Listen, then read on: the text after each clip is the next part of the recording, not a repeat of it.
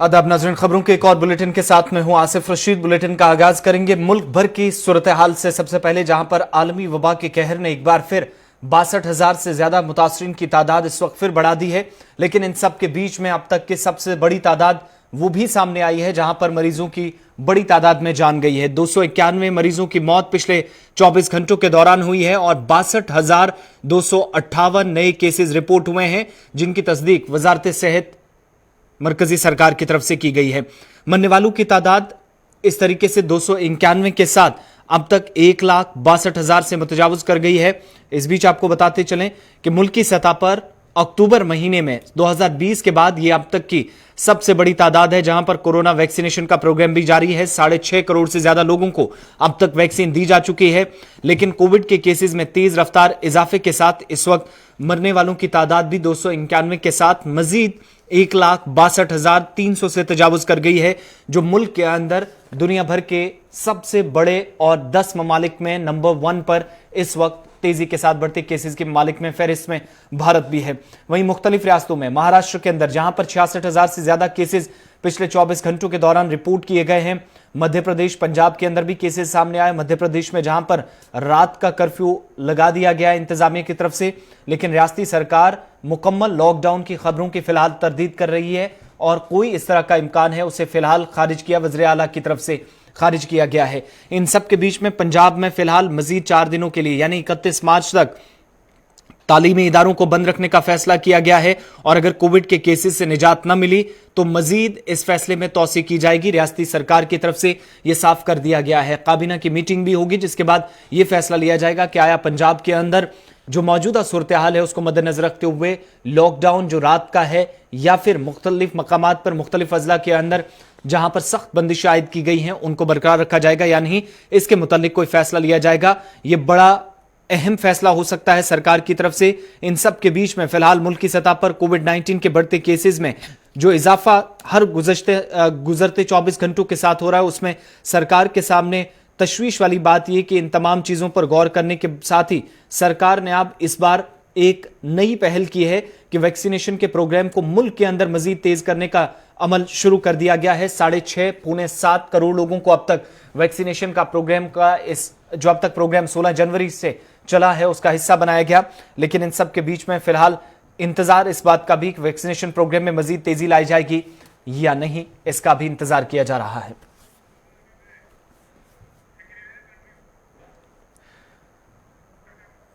इधर मरकज के जेर इंतजाम जम्मू कश्मीर में भी कोविड-19 के केसेस में इजाफा हो रहा है, जहां पर जम्मू कश्मीर लगातार 10वें रोज कोरोना वायरस से मुतासरीन की तादाद 200 से ज्यादा रिकॉर्ड की गई है, जहां पर जुमे को मुतासरीन की तादाद में इस साल का सबसे ज्यादा इजाफा हुआ। पिछले 24 घंटों के दौरान 210 अफराद कोरोना पॉजिटिव पाए गए, ताहम इस दौरान एक शख्स कोरोना वायरस से फौत भी हुआ है। 27 दिसंबर 2020 को जम्मू कश्मीर में वायरस से मुतासर होने वाले अफराद की तादाद 217 थी, लेकिन बाद में मुतासरीन की तादाद में काफी तेजी से गिरावट देखी गई थी। 10 फरवरी को यह तादाद कम होकर 45 तक पहुंच गई थी। 15 फरवरी से यूटी में जहां पर कोरोना वायरस दोबारा लोगों को तेजी के साथ अपनी लपेट में लेने लगा और पिछले 24 घंटे जो गुजरे हैं एक बार फिर 29,667 तशखीसी टेस्ट किए गए। 210 अफराद की रिपोर्टें इनमें से मुस्बत आई, जिनमें से 41 जम्मू, 169 कश्मीर वादी से ताल्लुक रखते हैं। कश्मीर से ताल्लुक रखने वाली 80 साला मोमर खातून जो कि कोविड-19 का शिकार होकर फौत हो गई है।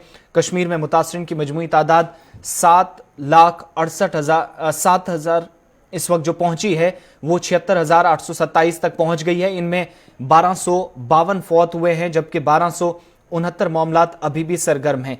इसके अलावा सरगर्म मामलात में श्रीनगर में 767, बारामूला में 201, जिला बडगाम वस्ती कश्मीर के अंदर 122, पुलवामा में 51, शुमाली कश्मीर के कुपवारा में 27, जनूबी कश्मीर के अनंतनाग में 21, बांडीपुरा में 20, गांदरबल में 15, कुलगाम में 18, शोपिया में 27 हैं।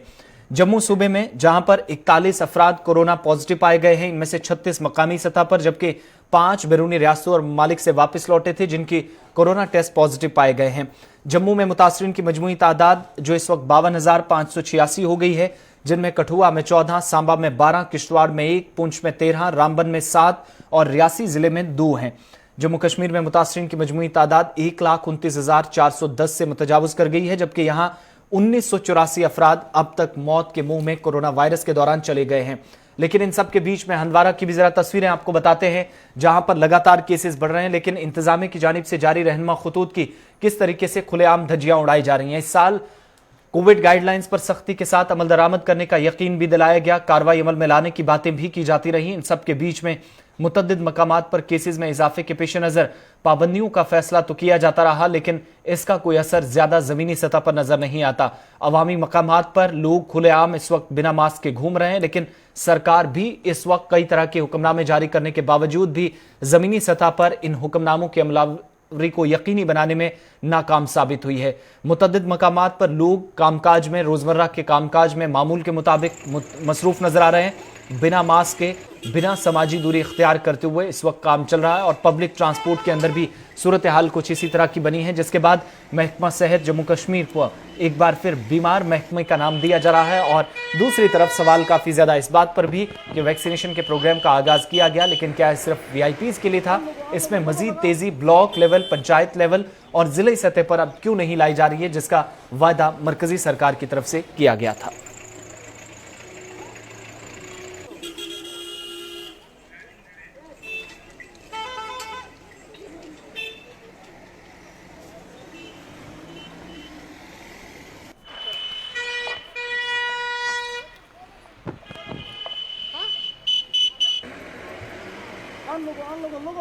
बात जम्मू कश्मीर के अस्पतालों के सरकारी अस्पतालों में नस्ब ईसीजी मशीनें हों, वेंटिलेटर्स हों, ब्लड प्रेशर मशीनें हों, सीटी स्कैन हो, यूएसजी हो, एक्सरे प्लांट्स या दीगर मशीनों की देखरेख का काम बायोमेडिकल एक्सपोनेंट बीईएम मैनेजमेंट और इस वक्त मेंटेनेंस प्रोग्राम के तहत 5 साल के लिए हैदराबाद की एक कंपनी को दिया गया है। सरकारी आदादोशुमार बताते हैं कि जम्मू कश्मीर के सरकारी अस्पतालों में मौजूद 14,211 मशीनें और तिब्बी आलात में 10,925 को कंपनी ने रजिस्टर किया, इनकी देखरेख का काम संभाल लिया।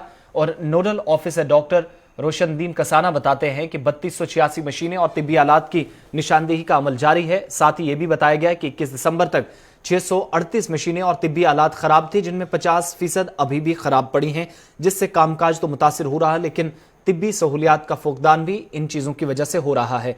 साथ ही मुतलका हुकाम यह भी बताती है कि मुख्तलिफ सरकारी अस्पतालों में अभी भी 319 मशीनें और तिब्बी आलात खराब पड़े हैं। खराब पड़ी मशीनों के चंद हिस्से तब्दील करने थे, लेकिन लॉकडाउन की वजह से इंतजामिया के बकौल इस वक्त पुर्जे दस्तयाब नहीं हो सके, इसलिए मशीनरीज का काम नहीं हो सका। कई लोगों की इन सब के बीच में जाने चली गई। लेकिन साथ ही इंतजामिया यह भी बताती है कि ऑपरेशन थिएटर्स में नस्ब बेड, लाइटें, लेबर रूम में नस्ब मशीनरी, तिब्बी आलात के अलावा मुख्तलिफ मशीनों को ठीक करना कंपनी की जिम्मेदारी है। और शिकायत मौसूल होते कंपनी को 24 घंटों के अंदर अंदर मशीनें हों या तिब्बी आलात हों, इन्हें ठीक करना होगा। ये इंतजामिया की तरफ से सख्त हिदायत दी गई है। इंतजामिया ये भी बताती है कि 5 साल तक जारी रहने वाले इस प्रोग्राम के कवायद ज़वाबित के तहत अगर कोई मशीन 7 दिनों के अंदर ठीक नहीं की गई तो सरकार कंपनी पर जुर्माना आयद कर सकती है। यह बात काबिल जिक्र है कि जम्मू कश्मीर के सरकारी अस्पतालों में फंड्स की कमी, दफ्तरी तवालत की वजह से कई सरकारी अस्पतालों की मशीनें कई साल तक बेकार पड़ी रहती हैं और आज भी कई अस्पतालों में इस तरह की सूरत देखी जाती है। इसलिए 5 साल के लिए हैदराबाद की बीईएमएमपी यानी प्लांट और दीगर मशीनरों की देखरेख का काम बायोमेडिकल एक्सपोनेंट मैनेजमेंट और मेंटेनेंस प्रोग्राम की एक कंपनी को दिया गया है, ताकि मरीजों के या बच्चों से जुड़े मामलात, दीगर मरीजों को दी जाने वाली सहूलियात अस्पतालों के अंदर मैसर हो सके।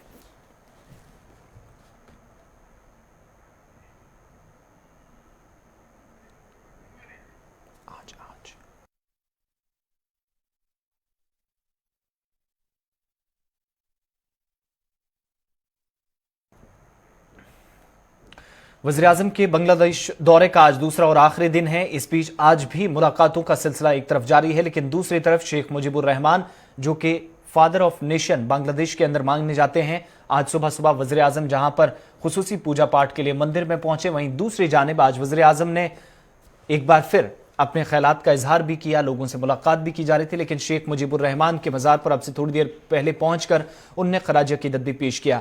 इससे कबल आज सुबह सुबह काली माता के मंदिर में पहुंचकर खुसूसी पूजा पाठ का वज़ीर-ए-आज़म नरेंद्र मोदी हिस्सा बने। और बांग्लादेश में सकाफती एतबार से यह मकाम काफ़ी अहम माना जाता है, मजहबी एतबार से भी काफ़ी अहमियत का हामिल ये मकाम और ये मंदिर है, जहां पर वज़ीर-ए-आज़म आज पहुंचे थे। और इस बीच आज कई सकाफत से जुड़ी हुई चीज़ें या जो हिंदू मजाहिब के मानने वाले लोगों के लिए काफी अहमियत का हामिल हैं, उन सबका आज न सिर्फ मुआयना किया बल्कि उसके साथ साथ उन्हें अहम जानकारी बांग्लादेश की तारीख से जुड़ी हुई दी गई। वाज़ेह रहे कि वज़ीर आज़म का दौरा जो कल शुरू हुआ था और इस बीच ढाका के नेशनल परेड स्टेडियम में उनने कौमी परेड से और प्रोग्राम से खिताब भी किया था, जहां बांग्लादेश और भारत के दरमियान सिफारती ताल्लुकात के 50 बरस मुकम्मल होने के साथ साथ बांग्लादेश के आज़ादी के 50 साल मुकम्मल हुए हैं। आज खुसूसी पूजा पाठ के बाद वज़ीर आज़म ने अपने ख्यालात का इजहार कुछ यूं किया। कुछ सप्ताह के बाद चैत्री नवरात्रि का प्रारंभ होगा। इस पवित्र पर्व के प्रारंभ होने के पूर्व 51 शक्तिपीठों में से एक मां काली के चरणों में आने का आज मुझे सौभाग्य मिला है। बांग्लादेश में जब मैं 2015 में आया था तो ढाकेश्वरी के चरणों में शीश झुकाने का अवसर मिला था।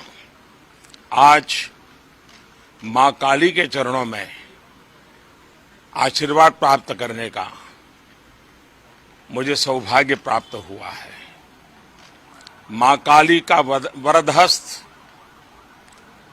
आज मानव जात जिस कोरोना के कारण अनेक संकटों से गुजर रही है, मां से यही प्रार्थना है कि पूरी मानव जात को इस कोरोना के संकट से जल्द मुक्ति दिलाएं। सर्वे भवन्तु सुखिनः जिस मंत्र को हमने जिया है, वसुधैव कुटुंबकम जो हमारे संस्कार की विरासत है, हम पूरी मानव जात के कल्याण के लिए प्रार्थना करते हैं। आज मुझे 51 शक्तिपीठ में से एक मां काली के चरणों में आने का सौभाग्य मिला।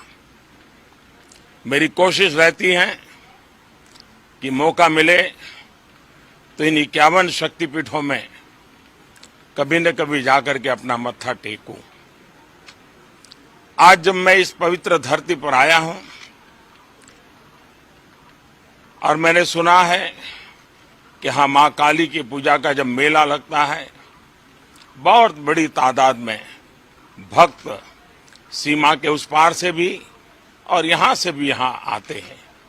उसी प्रकार से यहां पर एक कम्युनिटी हॉल की आवश्यकता है। इतना ही नहीं, ये मल्टीपर्पज कम्युनिटी हॉल हो ताकि जब काली पूजा के समय लोग यहां आए तो उनके भी लिए उपयोग में आए। यहां के लोगों के कोई सामाजिक, धार्मिक, शैक्षणिक अवसर हो तब भी उनके क्लान में आए। और सबसे बड़ी बात, डिजास्टर के समय, आपदा के समय, विशेष करके साइक्लोन के समय, ये कम्युनिटी हॉल हर एक के लिए एक शेल्टर का स्थान बन जाए। इस हेतु से भारत सरकार यहां पर इस निर्माण कार्यों को करेगी। मैं बांग्लादेश सरकार का भी आभार मानता हूं कि उन्होंने इस कार्यक्रम के लिए, इस काम के लिए हमारे साथ शुभकामनाएं प्रकट की हैं। मैं फिर एक बार मां काली के चरणों में प्रार्थना करता हूं और सभी मानव समाज के कल्याण के लिए फिर एक बार प्रार्थना करता हूं। वज़ीर आज़म के दौरे पर बांग्लादेश के वज़ीर ख़ारजा ए.के. मेनन ने कहा कि दोनों ममालिक में मजीद बेहतर ताल्लुकात होंगे। चूंकि दुनिया के सबसे बड़े जमहूरी मुल्क के लीडर का बांग्लादेश का दौरा इस साल का अहम और सबसे बड़ा दौरा है। Because we are observing our 50th anniversary, our independence. At the same time, we are observing the 100th anniversary of our father of the nation, Bangabandhu Sheikh Mujib. These are the twin events you can hardly ever get. These are historic, thanks to our countrymen, because they have voted our party, the party that achieved the independence at the critical time. So we are very happy and we are thankful to them. While we are celebrating this great event, at the time, the leader of the largest democracy in the world, he has joined us to celebrate it together. India from day one during our war of independence, they have been supporting of us with their active support, not only government, but also people, common people. I remember my days in India in 1971. Common people helped us a lot. And that's why even in this, the hopelessness, we had a battle. Assam की 47 और मगरबी बंगाल के पहले मरहले के तहत 30 सीटों पर इस वक्त पोलिंग जारी है और पोलिंग से पहले साबिक वज़ीर आज़म डॉक्टर मनमोहन सिंह का बयान सामने आया। उनके मुताबिक आसाम में हुकूमत बनने पर शहरियत तरमीमी कानून लागू नहीं किया जाएगा। उनके बकौल आईनी और जमहूरी उसूलों की कांग्रेस सरकार बनने पर पासदारी करेगी। मजहब, जुबान और सकाफत की बुनियाद पर मुआशरे का तकसीम करने का भी डॉक्टर मनमोहन सिंह ने मौजूदा सरकार पर इल्जाम आयद किया। If elected to power, the Assam Congress will not implement the Citizens Amendment Act. Also, it will do its utmost to repeal the CAA. 5 lakhs unemployed youth. It is now facing very serious setback. Society is being divided on the basis of religion, culture, and language. The basic rights of the common man are being denied. There is an atmosphere of tension and of fear. Ill-conceived Notebandi and badly implemented the GST have weakened the economy. Lakhs of people and women have lost their livelihoods. The youth are desperate for decent jobs. Rise in the prices of petrol, diesel and cooking gas is making life difficult for the Aam Aadmi. The poor are becoming poorer.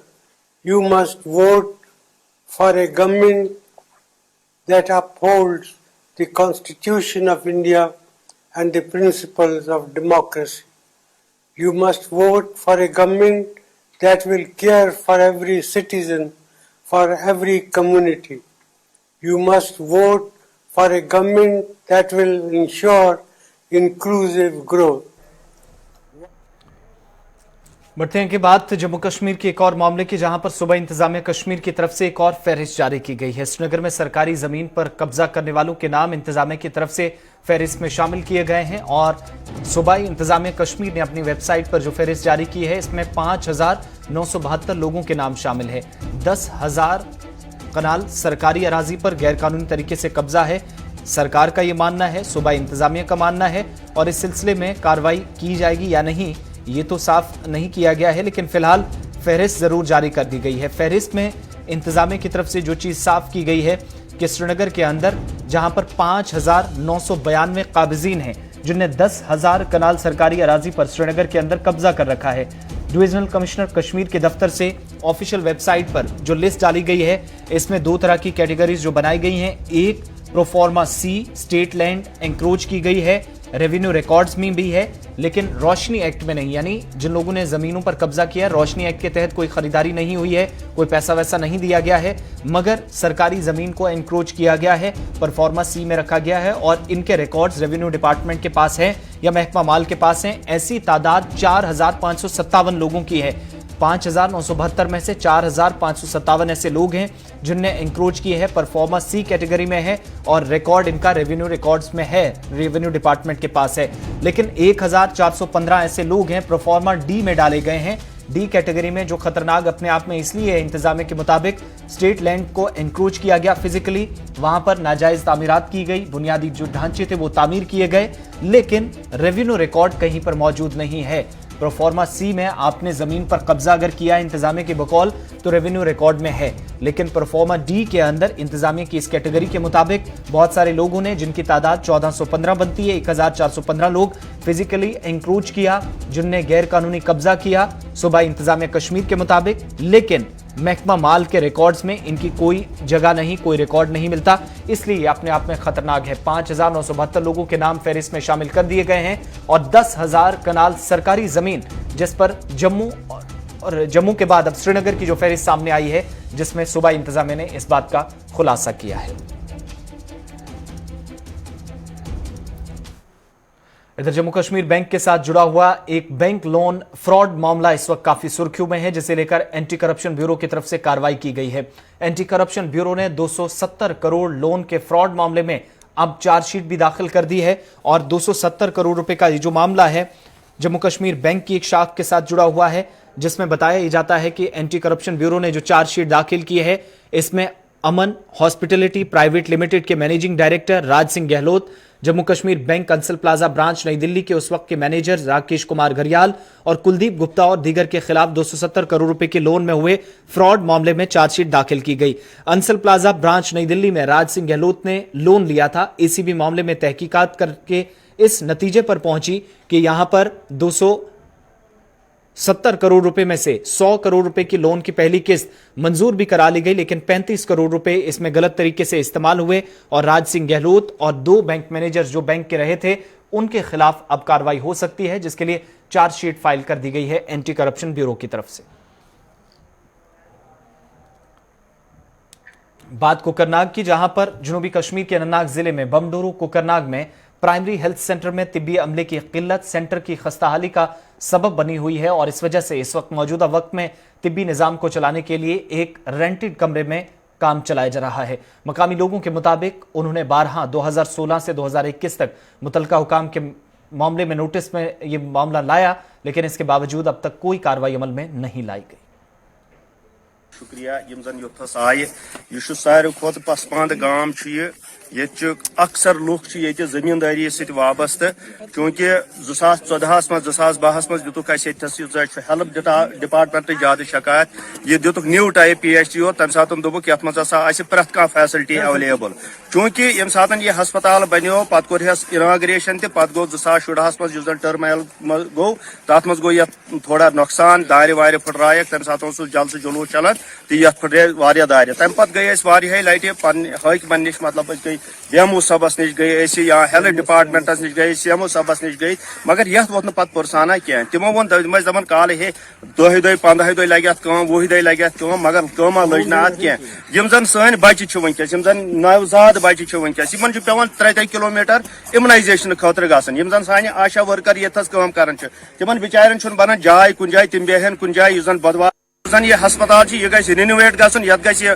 मरम्मत गसन दस्ती बे यमिक अमल सह गि वापस यून।